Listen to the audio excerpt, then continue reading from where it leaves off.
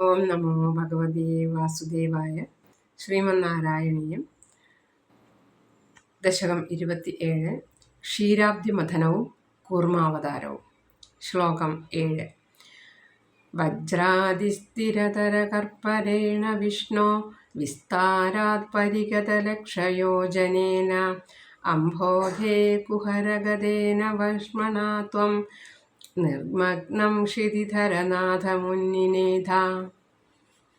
കൂർമാവതാരമൂർത്തിയുടെ സ്വരൂപം വർണ്ണിക്കുന്നു.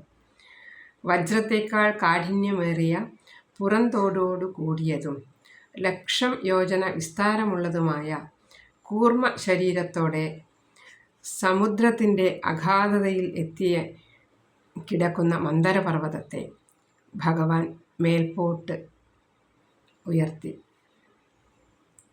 ക്ഷേത്രങ്ങളിലെ ചുറ്റമ്പലത്തിൻ്റെ മുന്നിൽ ഉള്ള ദീപസ്തംഭത്തിൻ്റെ താഴെ ആമയുടെ രൂപത്തിൽ ഉള്ള രൂപം കാണാം.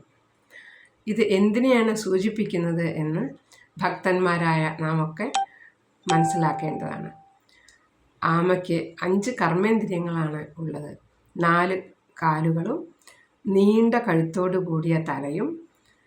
പ്രതികൂല പരിതസ്ഥിതിയിൽ ആമ ഈ 5 ഇന്ദ്രിയങ്ങളെയും ഉള്ളിലേക്ക് പിൻവലിക്കും. പുറന്തോട് മാത്രമായിരിക്കും പിന്നെ മറ്റ് ജന്തുക്കൾ കാണുക. 5 ഇന്ദ്രിയങ്ങളെയും പെട്ടെന്ന് ഉൾവലിക്കാൻ സാധിക്കുന്നത് കൊണ്ട് ആമ ശത്രുക്കളിൽ നിന്ന് രക്ഷപ്പെടുന്നു. ക്ഷേത്ര ദർശനത്തിന് പോകുന്ന ഭക്തന്മാർ ദീപസ്തംഭത്തിലെ ആമയെ ശ്രദ്ധിച്ച് തൻ്റെ പഞ്ചജ്ഞാനേന്ദ്രിയങ്ങളായ കണ്ണ്, ചെവി, മൂക്ക്, ത്വക്ക്, നാക്ക് എന്നിവയെ നിയന്ത്രിച്ച് മനസ്സിനെ ക്ഷേത്രമൂർത്തിയിൽ ഏകാഗ്രമാക്കിയിട്ട് വേണം ക്ഷേത്ര ദർശനം നടത്താൻ. ഈ സൂചനയാണ് ദീപസ്തംഭത്തിലെ ആമയായിട്ടുള്ള ആ ശില്പം നൽകുന്നത്.